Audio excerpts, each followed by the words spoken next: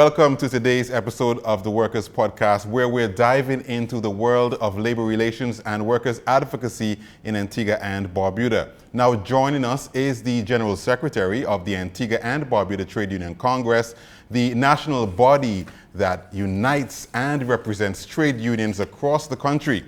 We'll be talking about the vital role of the Congress, the work of its executive committee, some of its recent achievements, and what to expect at the upcoming conference. Stay tuned for an insightful conversation about how the ABTUC continues to champion the rights and interests of workers. Now, I want to welcome Sister Garalyn Cornelius Hector for the first time on the Workers Podcast. So happy to have you. It is my pleasure, indeed, to be here. Excellent. Now, let's dive right in. For the benefit of our listeners, our viewers who may not be very familiar with the Antigua and Barbuda Trade Union Congress, tell us a bit about the role of this entity and what is its key mission. Well, the Antigua and Barbuda Trade Union Congress was established in 2004. And its key mission is basically to enhance and promote unity among all the different trade unions that exist in Antigua and Barbuda. It also serves a particular function to ensure that the trade unions maintain their democracy and to ensure that they follow their constitution so that workers are treated fairly. So TUC, shortened form of AB, most persons just say TUC. Okay, it's the umbrella organization, the overarching organization over all the unions. And so our role is to ensure that these unions stay in line, that they fight for the workers, that they do things according to the Constitution. Excellent. What can you tell us about the composition of the TUC? Well, it's an amalgamation of all the unions. Not everybody is presently a part of it because there's some things that cause things to not function as it should. Okay. But currently we have the Antigua and Barbuda Union of Teachers, we have the Antigua and Barbuda Nurses Association, we have the Antigua and Barbuda Guild of Meteorological Workers, we have the Met Officers, and am I missing anyone? The Antigua and Barbuda Workers Union. Okay. Yes. Obviously. So you said this entity, the ABTUC, got started in around 2004. Yes. Okay, so now we're in 2026 almost. It's been a while. Mm-hmm. Talk to us a bit about how the institution has evolved as far as its role, its mission, and its objectives and achievements over the years. I am not sure about evolvement. I know TUC has significantly struggled to maintain exactly what it's supposed to do, the mandate, because, as I said, it's an amalgamation of unions who come together to form this organization. And there are many times that persons want to TUC needs to be recognized for what it's supposed to do. Let me say that. Mm-hmm. As the umbrella body, TUC should be able to represent all unions instead of unions representing themselves. Mm-hmm. So right now, in a negotiation period, you'll have the Antigua and Barbuda Union of Teachers representing themselves. Mm-hmm. You would have the Antigua and Barbuda Public Service Association. I forgot that one. Okay, I am a part of that. Yes. Representing themselves. You'd have the Nurses Association representing themselves. What should actually happen is that all these unions should sit around the table and present their document, their CBAs, to TUC. And TUC, as a body, represents all the workers so that we don't have any pull and tug against. Everybody's getting the same benefits. Now, I know that teachers would have things specifically designed for them because of their holidays and so on, and nurses too because of what they do. But the things that are necessary, like grievance and procedures and pay and wages, should be negotiated by one body so that we're all on the same page. That is not happening at the moment. And that is the role of TUC, to unite these trade unions and to be that body that keeps them united and go forward as one force. So it has been a struggle. TUC exists, but there's still a lot of work to do. Wow, that's very interesting. But how do we get to that level of synergy and coherence within the TUC?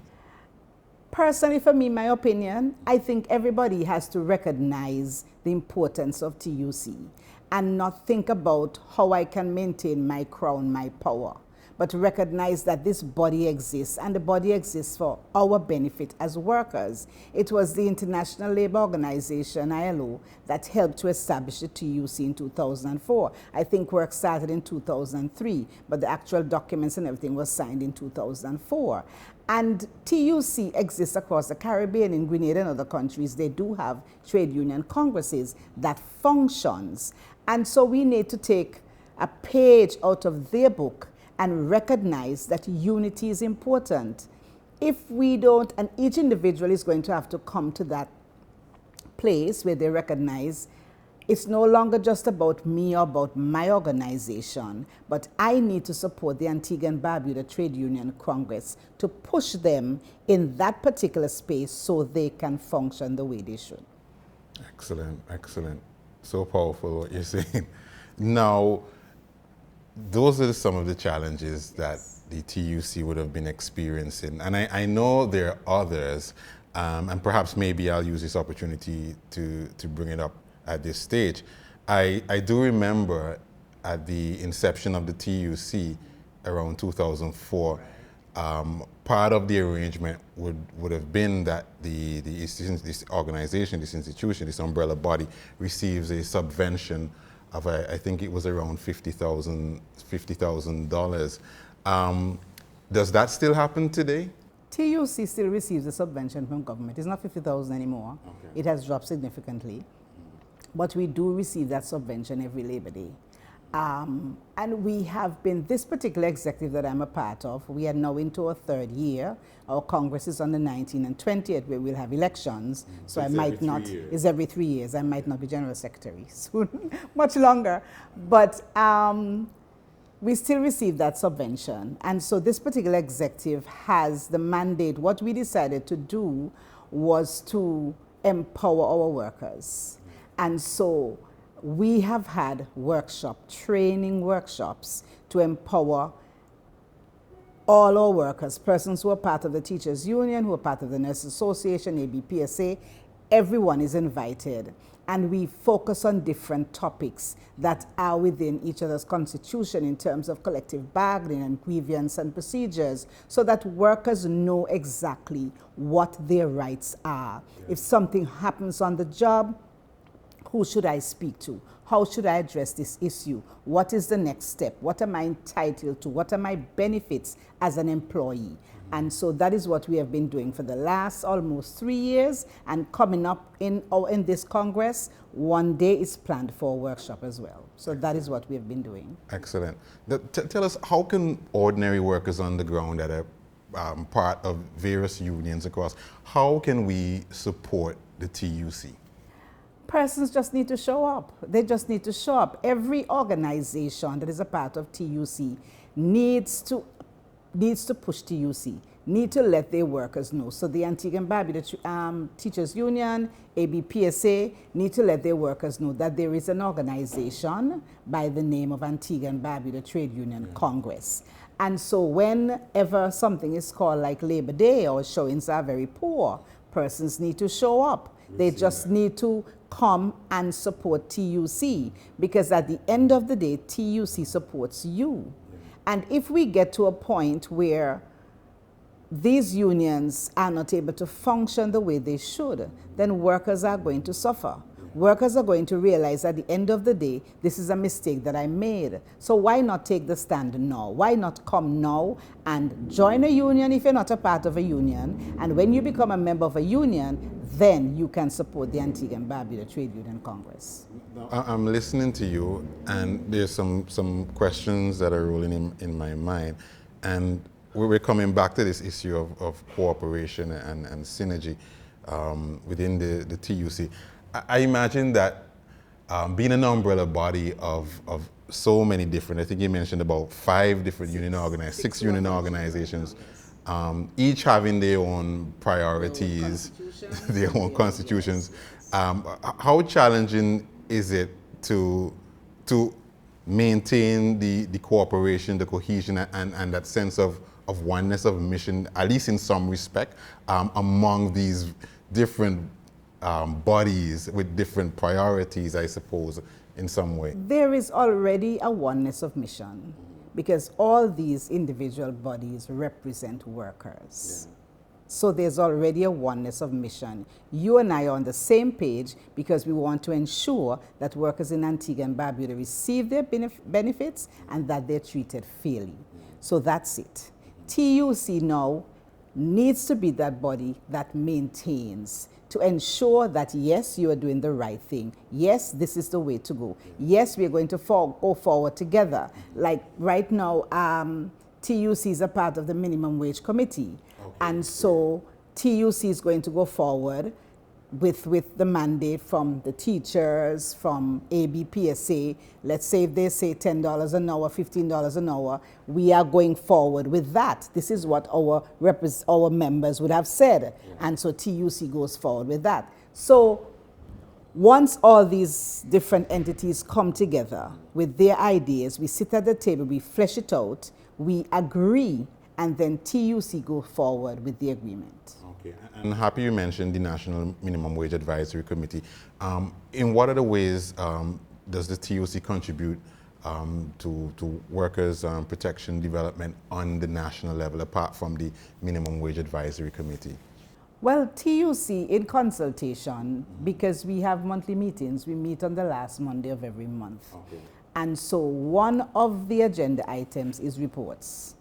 And so each union that is a part of TUC gives a report. This is what is happening in my union. Okay. And so we sit and we look at it and we advise. Because TUC is made up of all union people, okay? So some of us might have the very same challenges in our union. We might have experienced it sometime before, and we're able to say this is the way to go. Others can say, okay, we have tried it and that doesn't work, so this is the way to go. So we meet every last Monday of every month, and we listen to the reports, and we decide what is the way forward. So we give each other advice. So there's that sharing, yes, and pulling from the working knowledge, right, of each institution. Yes. That's great, that's great. Are there any advocacy campaigns, any partnerships, any particular achievements that the TUC is proud of, particularly under the stewardship of this current executive? I think this particular executive has done a lot of work. In terms of advocacy, we have gone out on the streets. We have gone out on the streets, we have printed flyers, we have, just tried to let the nation of Antigua and Barbuda know that TUC exists. We have insisted over the past couple of years, even though our numbers are small, that we are still going to have our Labor Day function and we are still going to go out on the street. We ensure also that it's televised so persons can, later when ABS decides to show it, they can recognize that yes, something happened here on Labor Day with this organization. We're really hoping as the years go by that workers would really realize that it is a workers' day. Yeah. It is a day set aside for workers. And even though we have the political parties taking over, they could recognize this is my day. I need to work with those who are working for me. Yeah. Not that the other unions are not. Let me not, but this is my day to go with the TUC. And after that, you can do whatever you want to do. Mm-hmm. Yeah. Question, why haven't we been able to achieve a Labor Day gathering that encompasses all the members of the TUC marching together in unity? Antigua has a very, and I want to be frank, very bad political culture. And it causes us as individuals to become timid. I remember in 2004, when TUC started, there was a large gathering, a huge gathering, because everyone was there. Yeah. And then you started to see the infractions where the numbers dropped, and it dropped and dropped, because persons just got timid, maybe if I associate with this organization, I might not have a job anymore, or whatever it is, and persons got timid. And so persons found it necessary to align themselves. What needs to happen is that even though the unions are not the political party, but they're affiliated with, the unions need to encourage and say, we are going with TUC. After that, we can do a function, whether it's fries or fort or whatever. But the unions need to let their workers know it is your day, and TUC focuses on workers, and that is what we are going to do. So when we get to that place where unions can recognize we no longer need a separation, we need to encourage our workers, wherever TUC is, that is where we are going, and everything would be fine. I'm looking forward to that. I am looking forward to it too. All right, so in the next few days, I think it's in November. Next week? Next week, yeah, the TUC will hold their conference. Their triennial conference. Triennial conference. What can you tell us in anticipation of that event? Well, as I said before, we will be having a workshop. We're empowering our workers workshop. We'll be having a workshop on, I think it's collective bargaining we'll be speaking on, and also emotional intelligence and grievance and disciplinary procedures. Those are the topics that we are going to be discussing. And then the next day is actually the work day where we'll have our elections. We're going to go through our financials, see exactly how the money was spent, get the General Secretary's report, what has happened over the last 3 years. We plan for the next 3 years coming, and then we're going to have the voting so persons decide who is going to be their vice president. The presidency is not voted on. The presidency is rotated between all the different bodies that are in TUC. So 1 year you'll have the president being somebody from the Antigua Barbuda Union of Teachers. Currently now it's the Antigua Barbuda Workers Union who serves as president. And so coming up in our next session, it will be Antigua Barbuda Nurses Association. And so the presidency is not voted on. That is rotated among the members. But the vice president, first and second, the general secretary, the treasurer, and the trustees, those are voted on. So that is going to happen on the second day. All right, truly a balanced and a fair system. Yeah. So I know that we're looking to elect a new executive in the next couple of days, and they'll chart the course and the agenda going forward. But having been the general secretary and being on in talks with the executive members, what can you tell us about the future outlook? What may be some of the priority areas for the TUC going forward, even though you may or may not be a part? May or may not be. I think persons who want to serve on the TUC have to be passionate. Yeah. They have to be passionate about union work, passionate about representing workers, passionate about what happens on the ground in Antigua and Barbuda in terms of workers. And so anybody can step up to the plate as long as you have that heart, as long as you have that determination and that drive that this is what you want to do. And we're asking young persons to come out, be a part of TUC. If you're part of a union, you have that physical ability now because you're young. Those of us that they are going down in age, right? So we need the young persons to step up. And so we're asking persons to come and do that. Going forward, one of the things that TUC, we started in this particular executive, but we have not been able to complete it, is to look at the Constitution and to revise it.